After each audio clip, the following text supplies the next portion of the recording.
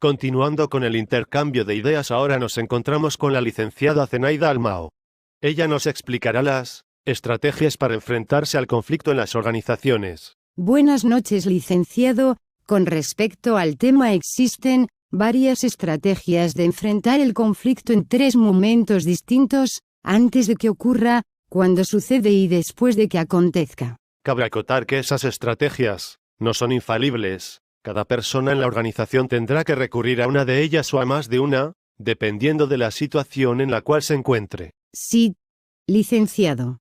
Se puede decir que las estrategias antes del conflicto tiene que ver con la prevención del conflicto. Primero se refiere a la selección y formación de personal, es decir, la selección y la formación hacen frente al conflicto, cambiando a sus protagonistas, las personas. En vista de que la selección de personal puede prevenir el conflicto y disminuir su impacto cuando, dada la naturaleza de la tarea, su probabilidad de aparición puede ser significativa. De ser así la selección de personal, entonces, la formación permite el aprendizaje de aptitudes y técnicas para manejar y saber enfrentarse a situaciones conflictivas, atenuándolas o resolviéndolas. También la formación de las personas en las tareas y responsabilidades propias del puesto de trabajo a desempeñar supone una mejora de la actividad individual y una reducción de las fuentes que originan conflictos. Segunda estrategia: la creación y modificación de los puestos y flujos de trabajo. La creación de puestos de enlace es una forma de resolver conflictos y mejorar la coordinación interdepartamental. También existen puestos que por su diseño pueden originar situaciones conflictivas. Cuando el conflicto se puede localizar, es posible reducirlo modificando el flujo del trabajo en la organización, ya sea separando o unificando las tareas, o definiéndolas con mayor claridad.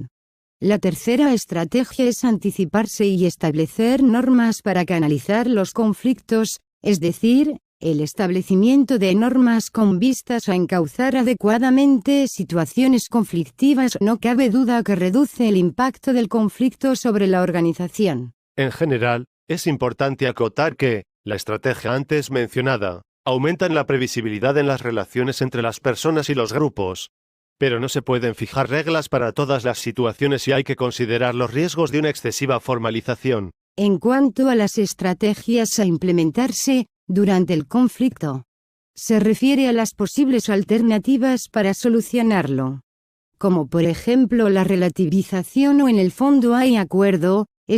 Se trata de la forma más diplomática de suprimir el conflicto. En ella se minimiza el grado de importancia del desacuerdo, tratando de convencer a las partes de que cedan. Otra estrategia es la elevación del conflicto o que lo resuelvan otros, es decir, cuando las personas no se pueden poner de acuerdo, la solución más fácil es dejar que el jefe decida. Apelar a personas neutrales o se necesita un árbitro, se somete el conflicto a la consideración de terceras personas, tales personas investigan la situación y recomiendan soluciones. De acuerdo a lo antes mencionado, se puede decir que otra estrategia es la de deslocalizar el conflicto hacia el exterior. Por cuanto una de las mejores formas de hacer frente al conflicto consiste en buscar algún enemigo mayor contra el cual se pueda luchar, en vez de hacerlo entre sí. Lo que ocurre con esta estrategia es que resulta inútil si se utiliza para distraer a los miembros de la organización. Cuando las aguas vuelven a su cauce, el conflicto rebrota, tal vez aún peor. Otra estrategia es la solución del conflicto por compromiso. En esta se intenta resolver el conflicto, convenciendo a todos los que participan en la disputa de que sacrifiquen algunos objetivos a fin de lograr otros. Las decisiones a que se llega a través del compromiso tienden a dejar un sentimiento de frustración y hostilidad en las personas, por lo que el compromiso es un método débil de resolver el conflicto, aunque la solución será simplemente aquella con la que se puedan conformar las partes.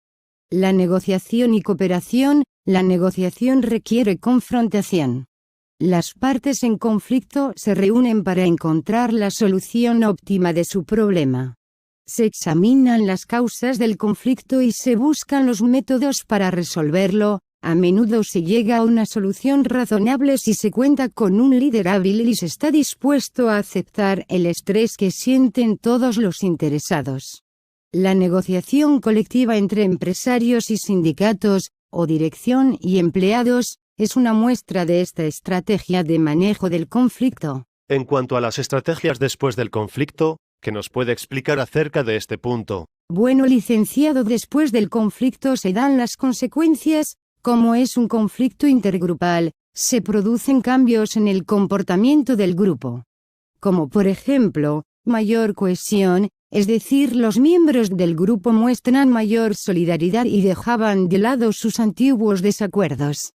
También el surgimiento de líderes, por cuanto las personas que más contribuyen a la victoria se vuelven más importantes y disminuye la rivalidad del liderazgo.